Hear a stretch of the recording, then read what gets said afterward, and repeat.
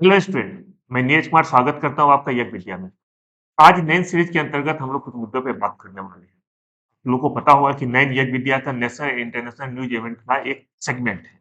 इसमें राष्ट्रीय अंतर्राष्ट्रीय मुद्दों के सामने लेके आया जाता है। देखिए, हमारा प्रयास है कि कोई भी जो करंट न्यूज है, चाहे राष्ट्र का हो, चाहे देश से बाहर का हो, उससे आप लोग दूर ना रहे। इसीलिए कोई भी जो महत्वपूर्ण न्यूज है, उसको लेके नैन सीरीज के अंतर्गत यज्ञ विद्या आपके सामने हर दिन अब लाने का कोशिश करें। चलिए आज का सेशन शुरू करते हैं। जो आज का सेशन है वो बहुत महत्वपूर्ण होने वाला है क्योंकि इसमें 2 महत्वपूर्ण मुद्दों पर चर्चा होगा। एक है पर्यटन ग्राम। जी हाँ, कुछ गाँवों को पर्यटन ग्राम का दर्जा दिया गया है और दूसरा है एम एस स्वामीनाथन जी का निधन। दोनों पे बात करेंगे। बात करेंगे किस तरह से एम एस स्वामीनाथन जी ने भारत में हरित क्रांति ला दी है। आइए शुरुआत करते हैं नैन सीरीज की। सबसे पहले इसके अंतर्गत हम लोग देखते हैं कि भारत के पर्यटन गाँव, कुल 35 गाँवों को पर्यटन ग्राम का दर्जा दिया गया है। ठीक है। और ये जो पर्यटन ग्राम है, ये 35 ग्राम कौन-कौन सा है? ये शुरुआत से अगर कहा जाए कि जम्मू कश्मीर से लेके सिक्किम तक से लगभग हर जगह ये फैला हुआ है पर्यटन ग्राम। और ये पर्यटन दिवस के अवसर पर 27 दिसंबर 2023 को पर्यटन विभाग के द्वारा इसका घोषणा किया गया है। इसके अंतर्गत कौन-कौन सा गाँव शामिल है, हम लोग उस पर बात करते हैं। देखिए, ये जो 35 गाँव है, इनको 3 भागों में बाँटा गया है। कौन-कौन सा? जैसे आप लोग इसको इस तरह से देखिए कि अभी एशियाड हो रहा है। आप लोगों को पता होगा एशियाड में भारत का काफ़ी अच्छा प्रदर्शन जारी है। एशियाड में क्या होता है? कुछ खिलाड़ी स्वर्ण पदक प्राप्त करते हैं, कुछ रजत पदक और कुछ कांस्य पदक।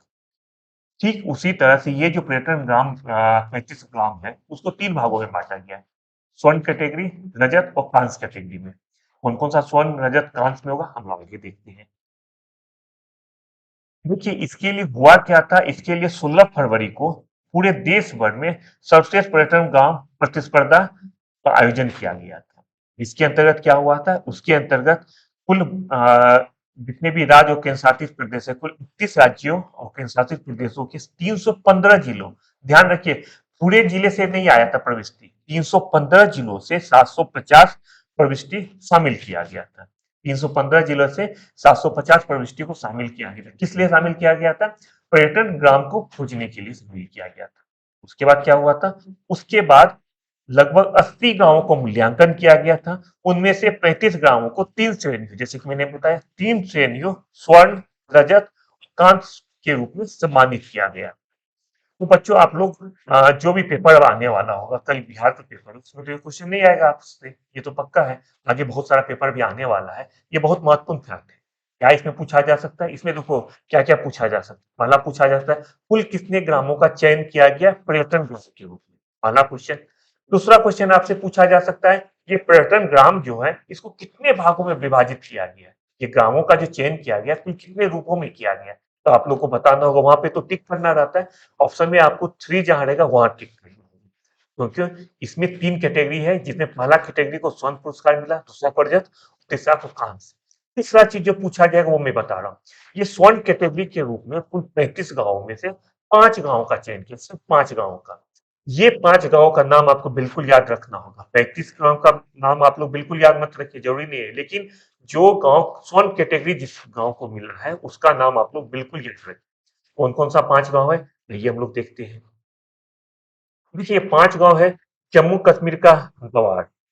पाँचों गाँव याद रखना होगा। मैं अभी याद करवा रहा हूँ आपको, आप लोग बिल्कुल नहीं भूलिएगा, ये दावा है। मेरे साथ याद करते चलिए। जम्मू कश्मीर का गवार, ये हो गया पहला गाँव। दूसरा गाँव है उत्तराखंड का सरमौली गाँव। सरमौली गाँव, ये कहाँ का? उत्तराखंड का। पहला गाँव मैंने बच्चों मैंने क्या बताया? पहला गाँव मैंने बताया जम्मू कश्मीर का गवार, ये हो गया 1। दूसरा गाँव उत्तराखंड का सरमौली, ये हो गया 2। तीसरा गाँव मिजोरम का लिक गाँव, ये हो गया 3। चौथा गाँव केरल का कंथारोल गाँव, ये हो गया 4। पांचवा गाँव है मध्य प्रदेश का मडला गाँव, ये हो गया 5। 5 गाँव कौन कौन सा है? पहला जम्मू कश्मीर का दवार, दूसरा उत्तराखंड का सनमोली गाँव, तीसरा मिजोरम का रिक गाँव, चौथा केरल का कंथारोल गाँव, पांचवा गाँव है बच्चा मध्य प्रदेश का मंडला गाँव। मंडला ने मंडला गाँव। ये 5 गाँव जो है स्वर्ण पुरस्कार विजेता है अभी पर्यटन ग्राम के रूप में। तो स्वर्ण पुरस्कार जो मिला है गांव को, 5 गांव को मिला है, 2 नाम देख लिए। अब हम लोग देखते हैं रजत। रजत पुरस्कार कुल 35 गांवों का चयन किया गया, 5 गांव को स्वर्ण पुरस्कार मिला है। 10 गांव को कांस्य रजत मिला है जो सेकंड नंबर पे, और जो कांस्य जो थर्ड नंबर पे है वो मिला है कुल 20 गांव को। 5, 10, 20 याद करना, देखिए कितना आसान है। 5 को 2 से मल्टीप्लाई कीजिए 10, 10 को 2 से मल्टीप्लाई कीजिए 20। आसान तरीका है।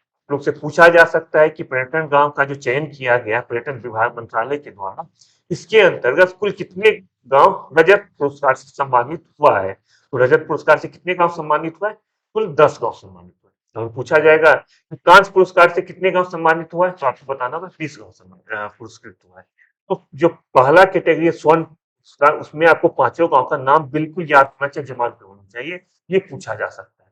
जो रजत कांस्य इसमें काफी गांव है, 20 और 10 30 गांव है, तो हो सकता है इसका नाम आपसे गांव का नाम नहीं पूछा जाएगा, आपसे पूछा जा सकता है कि कुल कितने गांव है। लेकिन फिर भी कुछ महत्वपूर्ण गांव का नाम मैंने लिख दिया है, बता रहा हूँ, इसे भी आप लोग ध्यान रखिए। जैसे रजत पुरस्कार जो मिला है 10 गांव को, 10 गांव को रजत पुरस्कार मिला है। कौन कौन सा गांव है? आंध्र प्रदेश का लेपाक्षी गांव, आंध्र प्रदेश का लेपाक्षी गांव, छत्तीसगढ़ का सराद सरूद दादर गांव, सरूद दादर गांव है छत्तीसगढ़ में, और लद्दाख का हेमिस, लद्दाख का हेमिस, उड़ीसा का रघुराजपुर। ये महत्वपूर्ण गांव है जिसको कि रजत पुरस्कार मिला। 10 गांव को मिला है, मैं 3-4 का नाम आपको बता दिया जिसको रजत पुरस्कार मिला। हम लोग देखते हैं कांस्य पुरस्कार। कांस्य पुरस्कार कुल मिला के 20 गांवों को बच्चों मिला है। कुछ महत्वपूर्ण गांव का नाम मैं बता देता हूँ, इसको ध्यान रखिए।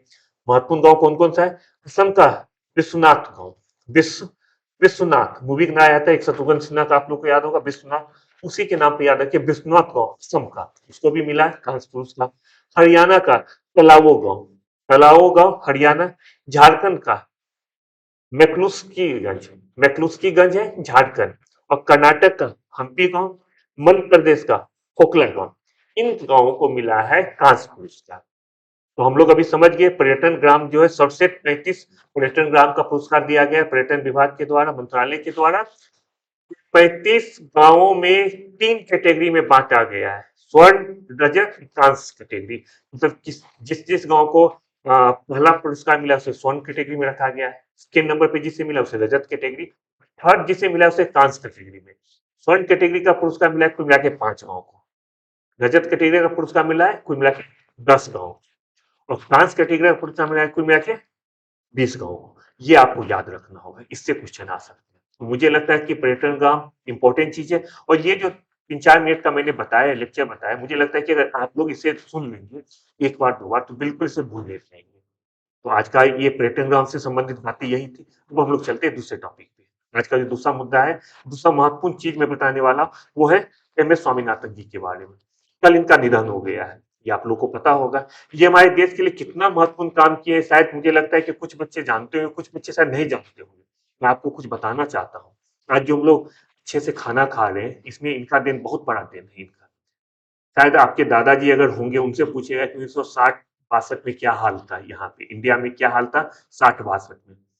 बच्चों में कुछ टॉपिक पे आने से पहले कुछ बता दूं कि 60-62 में ये हाल था भारत में कि भारत को अमेरिका से गेहूं मंगाना पड़ता था, और गेहूं कौन था? लाल गेहूं कहा जाता था, बहुत ही गंदे क्वालिटी का गेहूं था। आज के समय वो गेहूं शायद ही कोई खाता है, हम आप तो कभी नहीं खाते। मुझे लगता है जितने बच्चे वीडियो देख रहा है उसमें से कोई बच्चा उस क्वालिटी का आटा नहीं खाता, एक दो को अगर छोड़ दे। तो सोचिए उस क्वालिटी का आटा पूरा इंडिया खाता था, क्यों? क्योंकि भारत के पास कोई ऑप्शन नहीं था, और उसपे भी अमेरिका का बहुत सारा दबाव, बहुत सारा कंडीशन हम लोग को सहना पड़ा। देखिए एम एस स्वामीनाथन जी ने बहुत बड़ा योगदान किया है हरित क्रांति को लाने में। आइए कुछ इनके बारे में बातें कर लेते हैं, इनका जन्म कब हुआ था, क्या क्या इन्होंने किया है, आइए इसको देखते हैं। तो ये जो हमारे एम एस स्वामीनाथन जी हैं, इनका निधन हो गया है, कल इनका निधन हुआ है, कल 28 सितंबर 2023 को इनका निधन हो गया। इस महान विभूति का जन्म कब हुआ है? इनका जन्म 7 अगस्त 1925 को तमिलनाडु में हुआ था। 1960 का दशक जो मैंने आपको बताया है, से वही चीज स्लाइड में भी लिखा हुआ है। लोग दोबारा अगर मेरे भूल जाते तो स्लाइड में देख लिए कि 60 का दशक बहुत खराब हाल था भारत के लिए, काल पड़ा हुआ था, खाने को अनाज नहीं था। उस समय इन्होंने बहुत बड़ा योगदान दिया था। इन्होंने स्वामीनाथन जी ने नॉर्मन बोरलॉग और अन्य साइंटिस्ट मिलके इन्होंने उच्च उपज वाली बीज विकसित किया था, और ये उच्च उपज वाली बीज हम लोगों ने मेक्सिको से मंगाया था। मेक्सिको से ये बीज मंगाया गया था, और इस बीज को पंजाब के घरेलू किस्मों के साथ मिश्रित करके उच्च उत्पादकता वाला गेहूं का संकर बीज किया गया था। उसका पैदावार बहुत ज्यादा बढ़ गया। अभी एक मैं स्लाइड दिखाता हूँ, पीछे एक स्लाइड, इसको देखिए ध्यान से।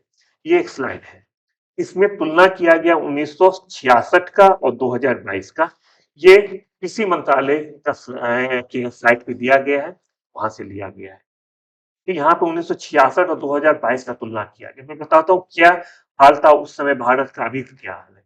देखिए 1966 में 10.4 मीट्रिक टन गेहूं का उत्पादन होता था, 66 में। 66 में जनसंख्या कितना था, लगभग 50 करोड़। लगभग 50 करोड़ जनसंख्या था 1966 में। 66 में लगभग 50 करोड़ जनसंख्या थी। अभी कितना जनसंख्या है, अभी हम लोग सुनते हैं मोदी जी बोलते हैं हमारे 140 करोड़ भारतवासी। इसका मतलब हमारा जनसंख्या लगभग 140 करोड़ है। 2021 में जनगणना हुआ नहीं है, लेकिन हमारा जनसंख्या लगभग 140 करोड़ है। अब अगर आंकड़ा देखिए 50 करोड़ और 140 करोड़, तो तिगुना से कम अभी जनसंख्या है। लेकिन गेहूं का जो उत्पादन है उसकी तरफ आप फिगर देखिए, गेहूं का उत्पादन लगभग 10 गुना हो गया है। लगभग 10 गुना। सोचिए अगर हम लोग अभी 140 करोड़ जनसंख्या रहता भारत का, तो भारत का मान लीजिए कि अभी अनाज उत्पादन भी 3 गुना हो गया रहता, 10 के जगह पे 30 करोड़, 30 मीट्रिक टन अगर हो गया रहता, तो क्या वो गेहूं, ये जो अनाज होता है, क्या भारत के सभी आदमियों के लिए सफिशियंट था? नहीं था। क्या हाल होता आप सोचिए, हम आप मुश्किल से एक समय खाना खा पाते। लेकिन इन्होंने, स्वामीनाथन जी ने इस चीज को देखा, और उसके बाद उन्होंने, जैसे मैंने बताया कि मेक्सिको से बीज लेके, जो उच्च गुणवत्ता वाले बीज लेके उसको पंजाब में बोया गया, और उसके बाद एक क्रांतिकारी परिवर्तन आया भारत में।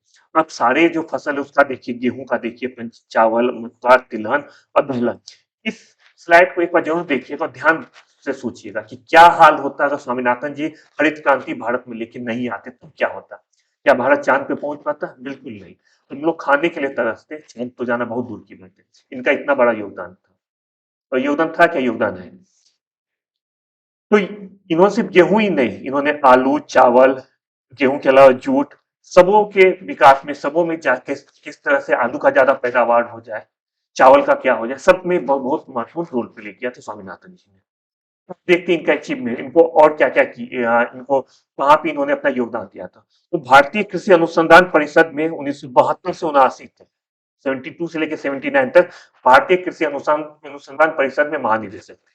साथ ही साथ अंतर्राष्ट्रीय चावल अनुसंधान संगठन 1982 से लेकर 88 तक वहां के भी महानिदेशक थे इन्होंने। तो कुछ प्राइज देखते हैं इनको क्या क्या प्राइज मिला है।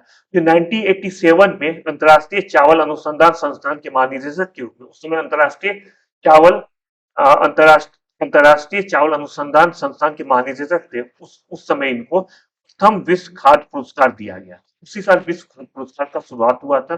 पहला पुरस्कार मिला है इन्हीं को, मिला स्वामीनाथन जी को। आप लोगों को पता होगा कि ये जो है कृषि के क्षेत्र में नोबेल प्राइज माना जाता है। कौन सा प्राइज? विश्व खाद्य पुरस्कार। ये कृषि के क्षेत्र में नोबेल प्राइज माना था, इतना बड़ा प्राइज है ये कृषि के क्षेत्र में। इसके अलावा जो स्वामीनाथन जी है, इनको 1961 में शांति स्वरूप भटनागर पुरस्कार दिया गया है। 1967 में पद्मश्री, 1971 में सामुदायिक नेतृत्व के लिए रेमन मैग्सेसे अवार्ड मिला, 1972 में पद्म भूषण, 1989 में पद्म विभूषण से सम्मानित किए गए एम एस स्वामीनाथन जी। 1990 में यूनेस्को महात्मा गांधी स्वर्ण पुरस्कार भी इनको मिली।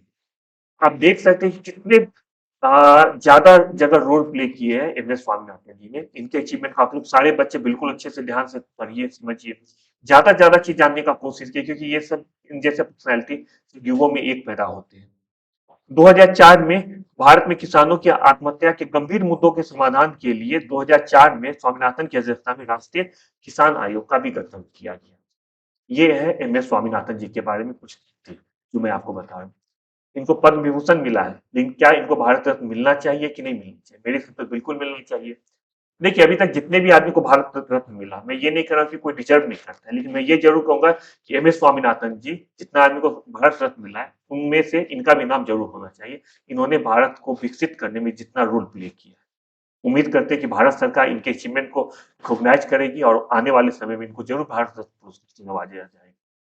आज हमारा 2 टॉपिक था। उम्मीद करता हूँ कि इन 2 टॉपिक से रिलेटेड जो फैक्ट होगा, क्योंकि इन 2 चीज से आपको प्री में क्वेश्चन पूछा जाएगा। पर्यटन ग्राम से संबंधित आपको मेंस में क्वेश्चन नहीं आएगा, प्री में आएगा। स्वामीनाथन जी से संबंधित कुछ-कुछ पूछना। तो मुझे पूरा उम्मीद है कि आज का जो सेशन है, आज का जो वीडियो है, उससे आपके मन में जितना भी जिज्ञासा है, जितना भी डाउट है, वो क्लियर हो गया होगा। अगर फिर भी कोई भी कंफ्यूजन आपके दिमाग में, यज्ञ विद्या से जुड़िए, यज्ञ विद्या पे कोई भी कंफ्यूजन यज्ञ विद्या को मैसेज कीजिए, सारे सोशल नेटवर्किंग साइट में हम लोग आपके सामने हैं। तो यज्ञ विद्या को देखते रहिए, यूट्यूब पे सब्सक्राइब कीजिए। हर रात को 9 बजे टेस्ट सीरीज अभी भी यज्ञ विद्या में होता है। जो बच्चे देना चाहे यज्ञ विद्या गूगल प्ले स्टोर से यज्ञ विद्या को डाउनलोड कीजिए और हर रात 9 बजे एक नया क्वेश्चन दीजिए। वो क्वेश्चन हमेशा आपके आप अपने यज्ञ विद्या ऐप पे जाकर एग्जाम दे सकते हैं। बहुत अच्छे से ख्याल रखिए और लगातार यज्ञ विद्या को देखते रहिए। Bye bye.